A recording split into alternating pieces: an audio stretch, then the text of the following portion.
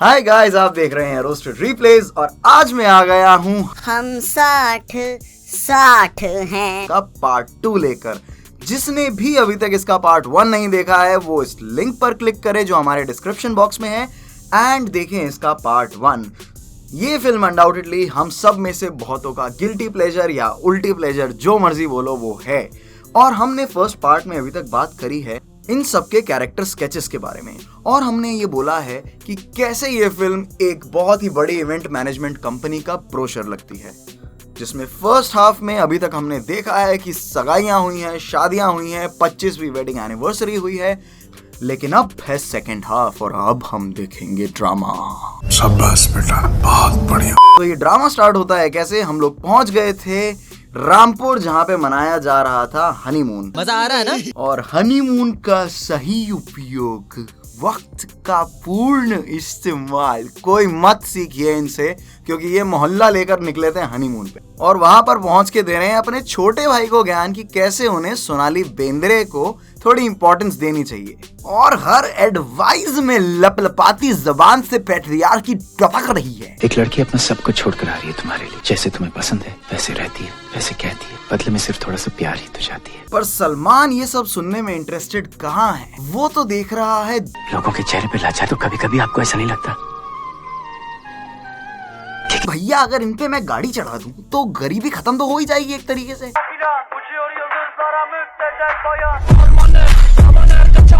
गरीब खत्म, गरीबी खत्म। भाई पैसा हो तो क्या कुछ नहीं हो सकता। और बड़े भैया की एडवाइस लेकर प्रेम का शुरू हो जाता है रोमांस। और रोमांस है या हलवा? कैसा लगा? अच्छा है। अच्छा कि बहुत अच्छा भैया? बहुत अच्छा है। तो और लीजिए ना। क्या और लीजिए भाई? भैया हलवा बहुत अच्छा बना था, दोबारा जरूर बनाना।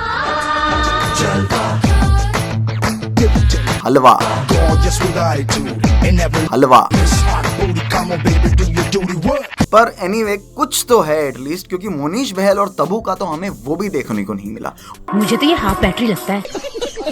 तीनों भाइयों में से जो इकलौता थोड़ा रोमांटिक भाई है वो है सैफ, पर वो इतना क्रीपी है कि उसका रोमांस देखने का मन नहीं करता है। तोबा थारा मूड खराब कर दिया। एनी विच वे भाई साहब गिरा देते हैं अपने घर का एमसीबी और कर देते हैं बत्ती गुल, और गुल बत्ती का फायदा उठा के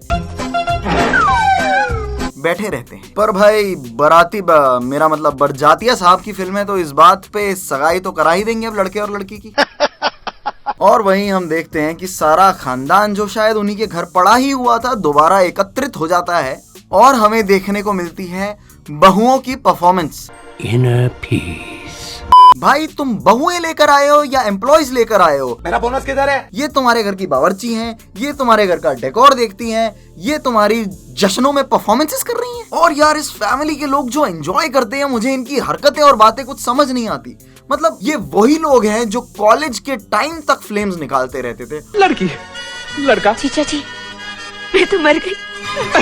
और मुझे समझ नहीं आया था कि शक्ति कपूर ने इस आदमी का हनीमून क्यों क्रैश करा। पर ये देख लो, हमारा तो भाभी जान के साथ प्रोग्राम फिक्स है। You can take Shakti Kapoor out of the harami role but you can never take haramiyat out of Shakti Kapoor. और फाइनली जब ये कार्टून इस गोल्ड डिगर बाप का बन जाता है दामाद, तभी आलोकनाथ करता है एक अनाउंसमेंट कि मैं कारोबार की बागडोर कंपनी की मैनेजिंग डायरेक्टरशिप अब विवेक को सौंप दूंगा। ये सुनते ही भाई साहब की पोके बॉल्स आ जाती हैं उनके मुंह में एंड उनका प्लॉटिंग का काम हो जाता है स्टार्ट। अरे माफ कीजिए, आप तो कुछ समझ ही नहीं रहे। I'm not interested यार। तो ये मामा शकुनी पे हम आएंगे बाद में, पर अभी देखते हैं क्योंकि प्रेम जा रहा है वापस यूएस। पर प्रेम के यूएस जाने से जस्ट पहले हो जाता है कांड। अरे कितनी घटिया सोच है यार तुम लोगों की। मैं इसकी बात नहीं कर रहा हूँ। इन तीनों की जो बहन है उसके हस्बैंड को उसके बड़े भाई ने बिजनेस से निकाल दिया है। कोई जरूरी काम ही होगा मम्मी। तुम कितने नीच लोग हो यार। और एक बार ये बड़े भाई साहब को देखना जरा, ये तुम्हें किसी की याद नहीं दिला रहा है? ऐसा दारू पिएला सा मुंह, पैसा लेके भग जाना, पता नहीं इससे कौन ही इंस्पायर हुआ होगा। तो ये सब हो रहा होता है और प्रेम चला जाता है वापस, बट इसकी वजह से आ जाता है शक का एक बीज इस मामा शकुनी के सर में। और डीसी मार्वल छोड़ो यार, हिस्ट्री का बेस्ट क्रॉसओवर एपिसोड ये है, क्योंकि इधर मामा शकुनी और तीन 3 मंथरा लेडीज भी हैं जो उस माँ जिसका नाम ममता है उसको भड़काने में सक्सेसफुल हो जाते हैं। और इनकी एक बार बातें सुनो जरा। 3 बहुएं बिना झगड़ा किए कहीं एक साथ रही हैं? भैया एक घर बता दो। और ये क्या बकचोद तरीका है यार किसी को अपने बेटे के बारे में याद दिलाने का। पुअर सोल, जरा इसकी तो सोच। एनी विच वे इनका प्लान हो जाता है सक्सेसफुल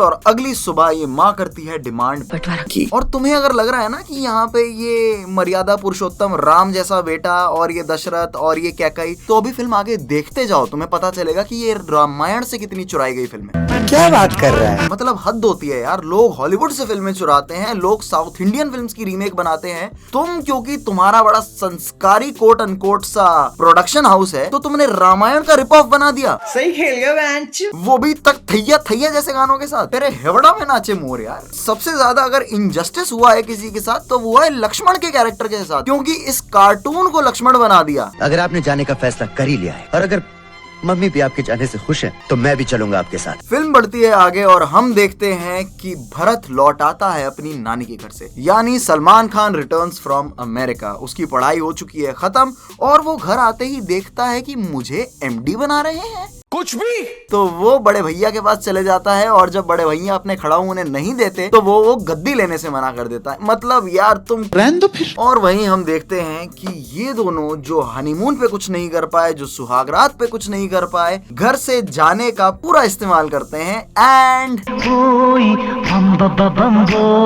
और उसके बाद हम देखते हैं कि उस ईवल भाई को अकल आ जाती है। मुझे माफ कर देना संगीता,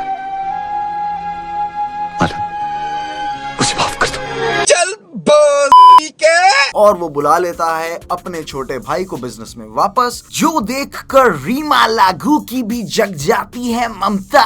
मुझसे बहुत बड़ा पाप हो गया भैया, बहुत बड़ा पाप हो गया। और वो रियलाइज करती हैं कि उन्होंने कितनी बड़ी गलती कर दी। अपने आंसू लेकर पहुंच जाती हैं वो अपने बेटे के पास, जहां पे वो बन जाती हैं दादी। और ऑब्वियसली फिल्म इंडियन है, बरजातिया साहब की है, फैमिली मूवी है, तो हैप्पी एंडिंग तो होनी ही थी। लेकिन क्या तुमने सोचा है जब इन 6 की कास्टिंग हो रही होगी तब इनको रोल्स कैसे समझाए होंगे? हाँ मोनीश, तुम्हारा काम है कि तुम बस ज्ञान छोड़ोगे और तुम्हारे हाथ कांपते रहने चाहिए। ओके। इनके घर पॉन भिजवाओ जरा, क्योंकि अभी 1998 है और सीडीज का जमाना है। सलमान, तुम्हारा जो कैरेक्टर है वो नशे में रहेगा, लेकिन तुम्हें कोकेन छोड़ के गांजे पे आना होगा। थोड़ा मेलो रोल है। तेरे घर आया क्यों है तू? मैं आया तुझको लेने। I'm not interested यार। मुझे क्या घूर रहा है चूतिए? अबे मैं आ जाऊं क्या अपनी पर? और सैफ, तुम्हारे घर अभी बच्ची हुई थी शायद 4 साल पहले। ग्रेट, सारा 4 साल की है तो तुम्हें 1 महीने तक उसके बिहेवियर को ऑब्जर्व करना होगा। और सलमान, अपनी कोकीन की पेटी इसके घर भिजवा दो, इस रोल के लिए जरूरत पड़ेगी। चलो मेन कास्टिंग तो हो गई, बाकी प्रोडक्शन डिपार्टमेंट वो माइनर कैरेक्टर्स को भी ले आओ। क्या? नहीं, ऑब्वियसली मैं मामा जी की बात नहीं कर रहा हूँ, वो मामा जी हैं। वो फिल्म का डेकोरेशन यार, वो 3 लड़कियां, उनको ले आओ। हाँ, जिनका कोई ज्यादा रोल नहीं है। राइट, तो सोनाली, तुम्हारा काम है इस फिल्म में कि तुम हाँ तुम डॉक्टर हो पर तुम्हें किचन में रहना है। करिश्मा, तुम्हारा काम होगा बस घर में चहकते रहना और इस कार्टून की देखभाल करना। इनफैक्ट तुम्हें इसके सपनों में आना होगा और बकचोदी के लिए मैं तुम्हारा नाम भी सपना रख दूंगा। Tabu Tabu Tabu, you are the biggest bahu of this house and you have to play the role of an adarsh biwi. Okay, it means that I have to be independent and successful and supportive of. पागलों वाली बातें मत किया करो मेरे आगे। तुम्हें बस मोनीश का वो कांपता हुआ हाथ थाम लेना है एंड उस कांपते हुए हाथ को पकड़ के वेव डांस जैसी बकचोदी मत करना। उस कांपते हुए हाथ को फिल्म का पेन पॉइंट बनाना है। इस टाइम पे कांपते हुए लोगों की वीडियो डालना was not funny। तो गाइस, इसी के साथ खत्म होता है हमारा रोस्ट और अगले हफ्ते में आपको मिलूंगा एक नए रोस्ट के साथ, एक नई फिल्म के साथ। तब तक के लिए जय माता दी।